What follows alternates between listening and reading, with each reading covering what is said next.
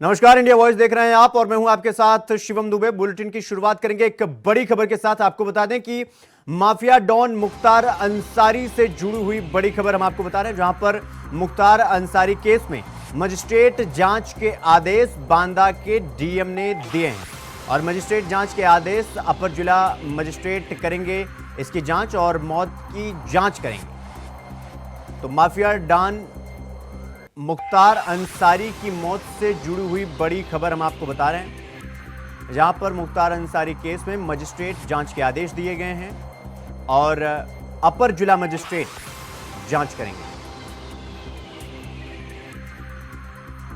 तो कल रात में माफिया डॉन मुख्तार अंसारी की मौत हुई और इसके बाद उनके परिवार वालों का शक और इसके बाद फिर मुख्तार अंसारी केस में मजिस्ट्रेट के जांच के आदेश। तो ये बड़ी खबर हम आपको बांदा से बता रहे हैं, जहां पर मुख्तार अंसारी केस में मजिस्ट्रेट ने जांच के आदेश दिए हैं और अपर जिला मजिस्ट्रेट इस पूरे मौत की जांच करेंगे।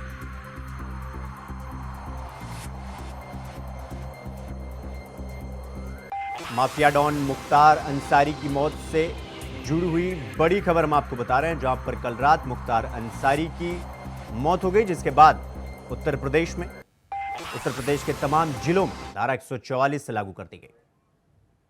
सभी इंतजाम कर लिए गए हैं। फोर्स डिप्लॉयमेंट, मैजिस्ट्रेट डिप्लॉयमेंट हो चुका है और सभी लोग ड्यूटी पर हैं और हम लोग खुद भ्रमणशील हैं।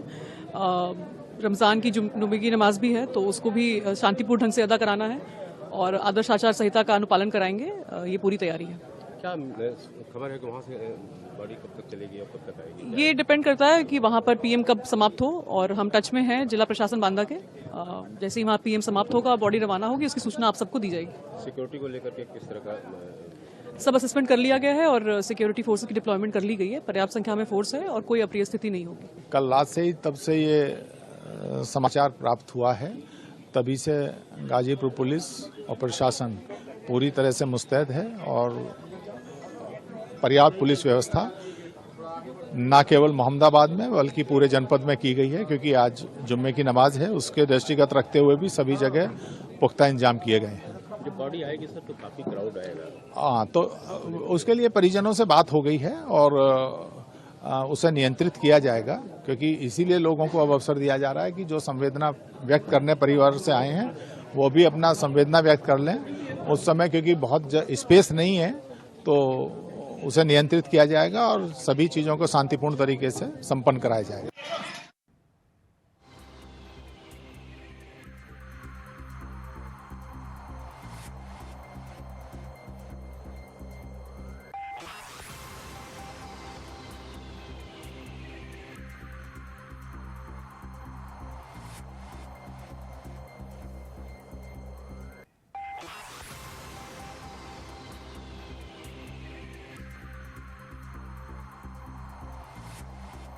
तो इस खबर पर हमारे साथ हमारे दो सहयोगी जुड़ गए हैं। मोहम्मद आसिफ जुड़ गए हैं और संजीव हमारे साथ बांदा से जुड़ गए हैं। संदीप कुमार हमारे साथ जुड़ गए हैं। तो मेरा पहला सवाल आपसे ही है संदीप, कि अपर जिला मजिस्ट्रेट अब इसकी जांच पड़ताल करेंगे, क्योंकि अंसारी की मौत से ये जो खबर आ रही थी कि उन्हें स्नो पॉइजनिंग दिया गया, इसकी वजह से कुछ हुआ उनके साथ, तो इसको लेकर क्या खबर है अब आपके पास? ये अब अपने आप में बहुत बड़ा मामला है कि जिस तरह से मुख्तार अंसारी और उसके परिवार के द्वारा लगातार ये कहा जा रहा था कि जेल के अंदर मुझे स्लो पॉइजन दिया जा रहा है और मुझे जेल के अंदर ही मारने का प्रयास किया जा रहा है। उसको लेकर के जैसे की मौत हुई है, मौत के बाद जिला प्रशासन भी सजग हो गया था और उसके परिजनों के द्वारा लगातार मजिस्ट्रेट जांच की बात कही जा रही थी। इसको लेकर के अभी जो प्रशासन के द्वारा माना गया है कि हाँ न्यायिक जांच कराई जाएगी। अब देखना यह है कि क्या न्यायिक जांच में क्या निकल करके सामने आता है। जी आसिफ, पोस्टमार्टम होने के बाद भी एक बार फिर उनके परिवार की तरफ से ये कहा जा रहा है कि उनका जो पोस्टमार्टम होना है वो दिल्ली एम्स से कराया जाए, क्योंकि हमें बांदा प्रशासन पर भरोसा नहीं है। जिस तरह से जो मुख्तार अंसारी को लेकर जो घटनाक्रम हो रहे, उससे कहीं न कहीं मुख्तार अंसारी का परिवार पूरी तरह से सशंकित है। अगर बात करें उनके बेटे उमर अंसारी और भाई सांसद अफजाल अंसारी की, तो अभी 2 दिन पहले जब तबीयत बिगड़ी थी, मुख्तार अंसारी को बांद्रा अस्पताल लाया गया था, तब भी दोनों ने यह आरोप लगाया था कि मुख्तार अंसारी को की जान का खतरा है, स्लो पॉइजन दिया जा रहा है। और वही बात करें 21 मार्च को बाराबंकी की कोर्ट में मुख्तार अंसारी के वकील ने अर्जी दिया था कि उन्हें स्लो पॉइजन दिया जा रहा, उनकी जेल में हत्या कर दी जा सकती है, जिसकी सुनवाई की जाए। और उसके ठीक 2 दिन बाद, यानी कि बांद्रा अस्पताल में भर्ती होने के ठीक 2 दिन बाद एक बार फिर से मुख्तार अंसारी की तबीयत बिगड़ी और अस्पताल ले जाया गया, जहां पर मौत हो गई जी। और इस मौत के बाद जो है एक बार फिर से परिजन आक्रोशित हो उठे। और शिवम बता दूं कि मुख्तार अंसारी और उनके बेटे उमर अंसारी का एक ऑडियो भी वायरल हो रहा है, जिसमें जेल से मुख्तार अंसारी को उनके बेटे से बात कराई गई थी और उसमें मुख्तार अंसारी यह कह रहे हैं कि उन्हें जहर दे दिया गया है, उनकी तबीयत लगातार बिगड़ रही है।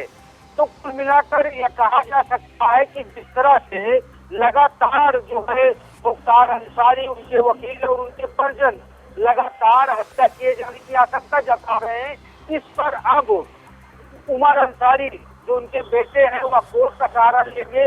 उन्हें किसी पर भी, यूपी की किसी भी व्यवस्था पर भरोसा नहीं है। और साधु शिवम, इस मामले में मुख्तार अंसारी के वकील ने जो 21 तारीख को अर्जी दी थी, उसमें आज हत्या का मुकदमा दर्ज कराने के लिए बाराबंकी में एक बार फिर जो है एप्लीकेशन दिया गया, जिसमें बांद्रा जेल के अफसर तलब भी हुए। और इस मामले की सुनवाई, अब बता दें कि सुनवाई अगले तिथि को होगी, जिसमें तलब भी हुए हैं।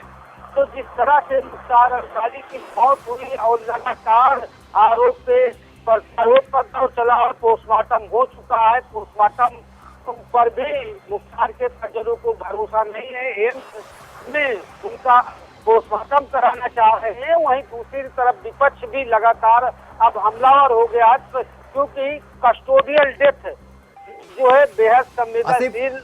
आसिफ, बांदा से हमारे साथ संदीप हमारे सहयोगी जुड़े हुए हैं। संदीप, ये बताइए कि अब जब पोस्टमार्टम हो गया है तो उनका जो शव है वो कब तक आएगा और कहां उनका अंतिम संस्कार होगा, इसको लेकर क्या कुछ जानकारी की अपडेट है आपके पास? जी, हम देखिए बता दूं कि पोस्टमार्टम लगभग 4 घंटे प्रक्रिया चलने के बाद आज ही लगभग 10 मिनट पहले आनंद मेडिकल कॉलेज से यहाँ से पूरा काफिला जो है रवाना हो चुका है गाजीपुर के लिए। यहाँ से फतेहपुर होते हुए, तो फतेहपुर से कौशाम्बी, कौशाम्बी के रास्ते बनारस होते हुए गाजीपुर के लिए यहाँ से पूरा काफिला रवाना हो चुका है। जी आसिफ, सवाल ये है कि अब राजनीतिक गहमा-गहमी भी शुरू हो गया है। जब से अतीक मुख्तार अंसारी की मौत की खबर आई है, तब से लेकर के चाहे वो समाजवादी पार्टी हो या देश की विभिन्न पार्टियां हो, वो ये बता रही हैं कि इसे मुख्तार अंसारी की मौत को कस्टोडियल डेथ और उत्तर प्रदेश की कानून, लॉ एंड ऑर्डर की व्यवस्था पर एक बड़ा सवाल खड़ा कर रही।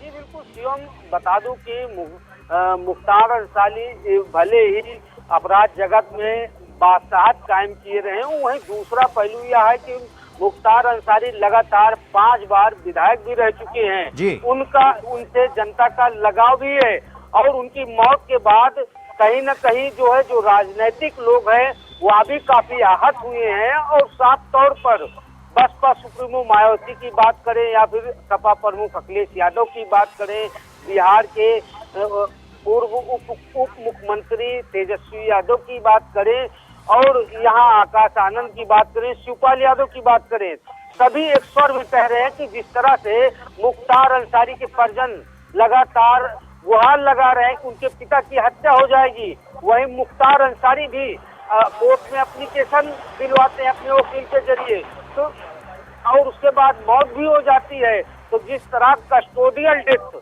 लगातार हो रही, चाहे अतीक का मामला हो, माफिया अतीक का मामला हो, अशरफ का मामला हो, या फिर बागपत जेल में बात करें माफिया डॉन मुन्ना बजरंगी की, तो जिस तरह से कस्टोडियल डेथ हो रही है उस पर अब विपक्ष भी बेहद गंभीर हो गया है और मुख्तार अंसारी के मामले में उच्च स्तरीय जांच कराए जाने की मांग इस स्तर में उठ रही है।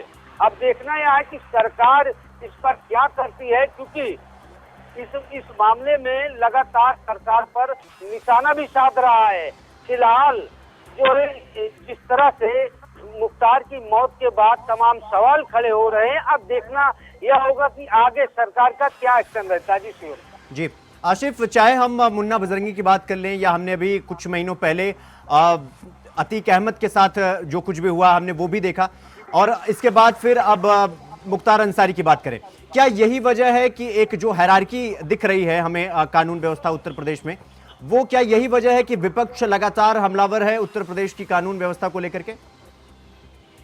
जी बिल्कुल शिवम, बता दूं कि अगर कोई कोर्ट की जुडिशरी के अधीन रहता है, चाहे जेल में बंदी हो या बंदी रक्षक हो या फिर अन्य, तो उसकी जिम्मेदारी, सुरक्षा की जिम्मेदारी सरकार की होती है। अगर बात करें कस्टोडियल डेथ की, तो कस्टोडियल डेथ में 4-5 ऐसी सनसनीखेज वारदातें हो चुकी हैं। इससे कहीं न कहीं यूपी सरकार की सुरक्षा व्यवस्था पर सवाल खड़े हो रहे हैं। हालांकि भले ही यूपी सरकार गुंडा माफियाओं को के खात्मे के लिए अभी तमाम तरह के अभियान चलाई है, लेकिन यहाँ पर बात करें जेल के भीतर या फिर पुलिस कस्टडी में मौत होना, मर्डर होना बेहद गंभीर विषय है, जिसको अब विपक्ष पूरी तरह से जो है एक मुद्दा बना लिया है, क्योंकि लोकसभा चुनाव भी है और ऐसे में विपक्ष भी इस मुद्दे को गंवाना नहीं चाह रहा है। और माना यह जा रहा है कि जिस तरह से मुख्तार अंसारी के मामले में लगातार अब जो है वाकयुद्ध चल चुका है, लगातार जो है प्रहार किए जा रहे हैं सरकार पर, तो इससे कहीं न कहीं जो है सरकार भी कहीं न कहीं कटघरे में खड़ी हुई है, क्योंकि लोगों के सुरक्षा की जिम्मेदारी सरकार की होती है। और बात करें मुख्तार अंसारी की, तो मुख्तार अंसारी माननीय भी रह चुके हैं और वह लगातार कोर्ट के जरिए अपने जानमाल की सुरक्षा की गुहार लगा रहे थे। अब फिलहाल देखना यह होगा कि जो स्तरीय जांच होती है या नहीं। फिलहाल मजिस्ट्रेटी जांच के आदेश दे दिए हैं और यह भी माना जा रहा है कि जुडिशियल कमेटी भी गठित की जाएगी, लेकिन बसपा सुप्रीमो मायावती और सपा सुप्रीमो अखिलेश यादव ने यह मांग की है कि इस मामले की सुप्रीम कोर्ट के जजों से जांच कराई जाए, तभी दूध का दूध पानी का पानी होगा। तो कुल मिलाकर यह कहा जा सकता है अब चाहे मुख्तार के परिजन हो या विपक्ष हो, उनको यूपी सरकार से आसिफ आप हमारे साथ बने रहेगा, संदीप आप भी हमारे साथ बने रहेगा, हम फिर आप तक रुक करेंगे।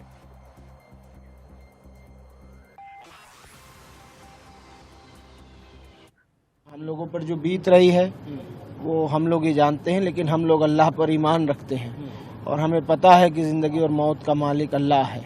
तो अल्लाह ने वक्त लिखा है तभी पूरा हुआ है। 1-2 दिन के बाद जब तदफीन हो जाएगी तब इसके बारे में हम लोग न्यायपालिका से उम्मीद करेंगे कि जो हम आशंका जता रहे हैं उस पे जांच हो, वार्ता करेंगे अपने सारे लीगल टीम से। उसके बाद शक नहीं है, यकीन है कि ये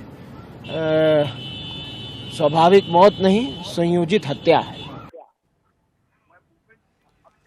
तो हमारे साथ हमारे सहयोगी सुशील तिवारी भी हमारे साथ गाजीपुर से जुड़ गए हैं।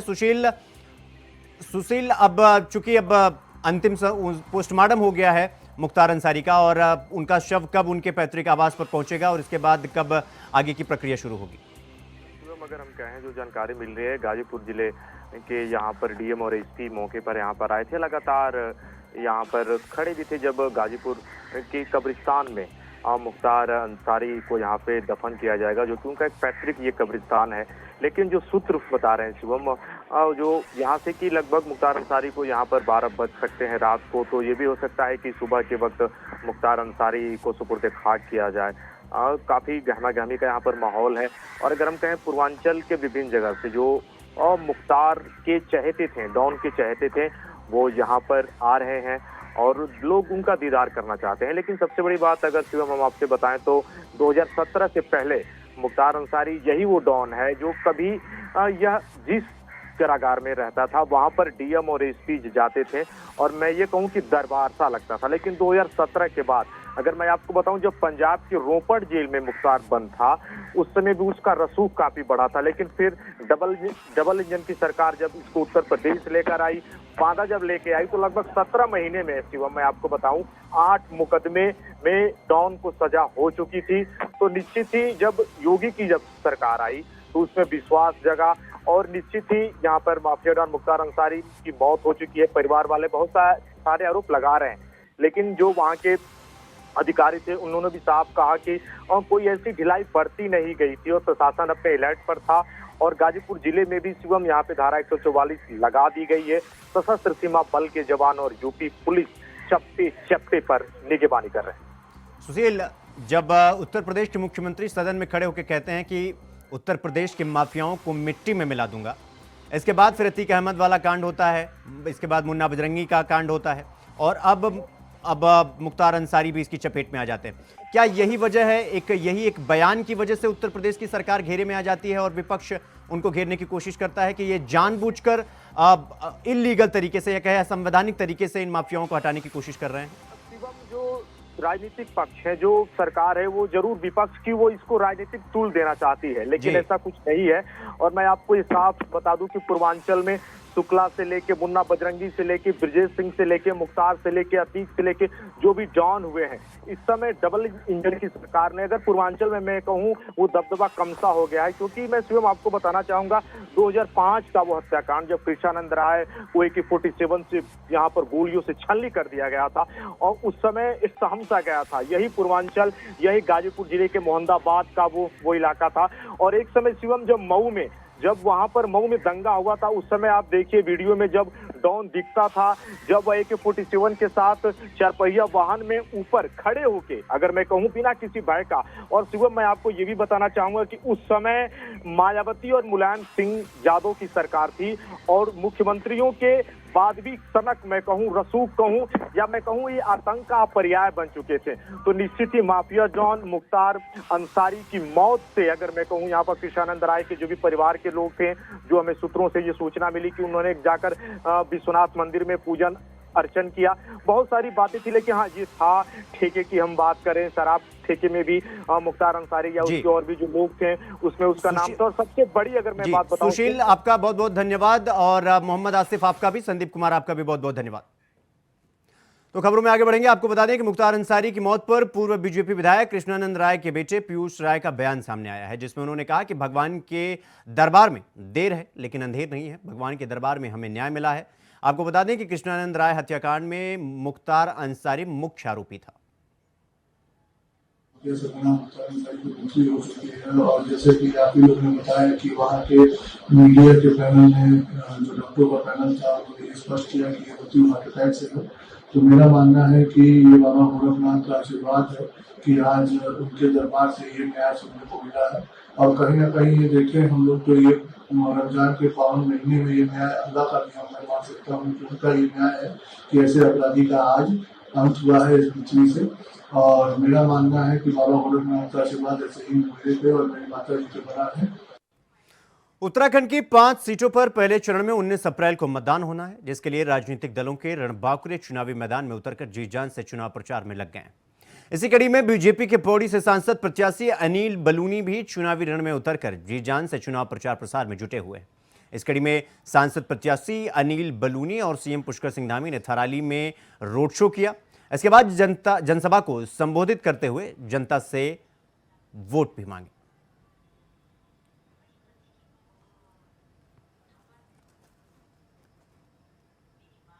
आप सब लोग, मैं देख रहा हूं लगातार, मैं पहले भी थराली आया था, बहुत बड़ी संख्या में कार्यकर्ताओं ने मेरा स्वागत किया था।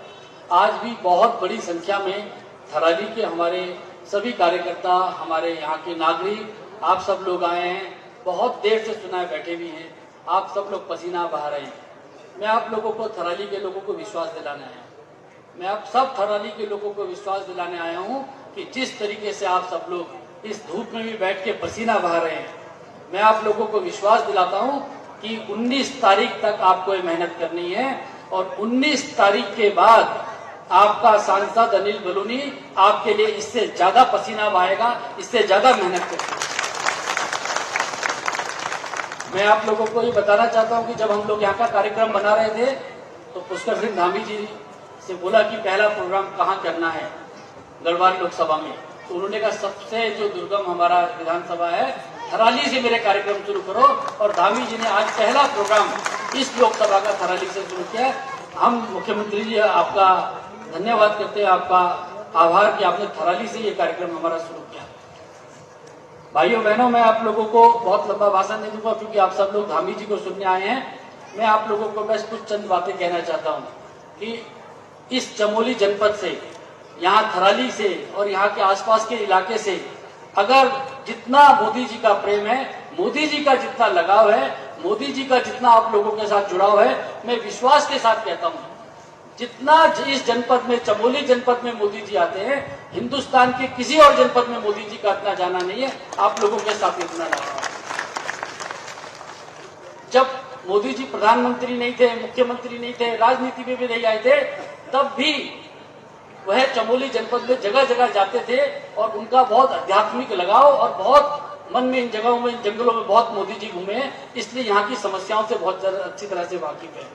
वह यहाँ की समस्याओं को निराकरण के लिए काम कर रहे हैं, यहाँ के पर्यटन के लिए काम कर रहे हैं, यहाँ के तीर्थाटन के लिए काम कर रहे हैं। आप देखिए, मैं जब पहले कभी यहाँ से ग्वालधाम जाता था तो रास्ते देखते थे, कैसे रास्ते आप सब लोग ने देखा था ना, कर्णप्रयाग से यहाँ तक का कैसा रास्ता हुआ करता था। आज देखिए कैसी शानदार सड़क बनी है, किस तरीके से तेजी के साथ आ रहे हैं। हम 1.25 घंटे में यहाँ से धंधा और हम यहाँ पहुंच गए, इतनी अच्छी सड़क बन के दी है। ये मोदी जी ने इस सड़क को बना के दिया। आप देखिए 4 धाम की सड़कें दिल्ली के जनपद को भी अब पीछे छोड़ देती हैं। लोकसभा चुनाव के बीच दिल्ली के मुख्यमंत्री और आम आदमी पार्टी के संयोजक अरविंद केजरीवाल की पत्नी सुनीता केजरीवाल ने शुक्रवार को एक नए कैंपेन की शुरुआत की है। उन्होंने इस कैंपेन का नाम केजरीवाल को आशीर्वाद दिया है। सुनीता ने केजरीवाल की तुलना स्वतंत्रता संग्राम सेनानियों से की है। उन्होंने कहा, देशभक्ति केजरीवाल के रोम रोम में है। कल कोर्ट में अरविंद जी ने अपना पक्ष रखा, आप सबने सुना तो होगा। अगर नहीं सुना है तो एक बार प्लीज उसको जरूर सुनिए। जो कुछ कोर्ट के सामने उन्होंने बोला उसके लिए बहुत हिम्मत चाहिए। सच्चे देशभक्त हैं वे। बिल्कुल ऐसे ही हमारे स्वतंत्रता सेनानी अंग्रेजों की तानाशाही से लड़ते थे। पिछले 30 साल से मैं उनके साथ हूं। देशभक्ति उनके रोम रोम में बसी है। अरविंद जी ने देश की सबसे ताकतवर, भ्रष्टाचारी और तानाशाही ताकतों को ललकारा है। आपने अरविंद जी को अपना भाई, अपना बेटा कहा है। क्या इस लड़ाई में आप अपने भाई, अपने बेटे का साथ नहीं देंगे? मुझे पूरा विश्वास है कि हम सब साथ मिलकर यह लड़ाई लड़ेंगे। मैं आपको एक व्हाट्सएप नंबर दे रही हूं। व्हाट्सएप नंबर है 8297324624। फिर से 8297324624। आज से हम एक अभियान शुरू कर रहे हैं जिसका नाम है केजरीवाल को आशीर्वाद।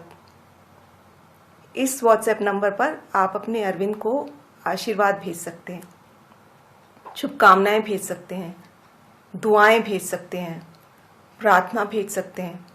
कोई और भी संदेश देना चाहे तो वो भी दे सकते हैं। कई माताओं ने तो अपने बेटे के लिए मन्नत मांगी है, कई बहनों ने भी अपने भाई के लिए मन्नत मांगी है, वो भी लिख के भेजें।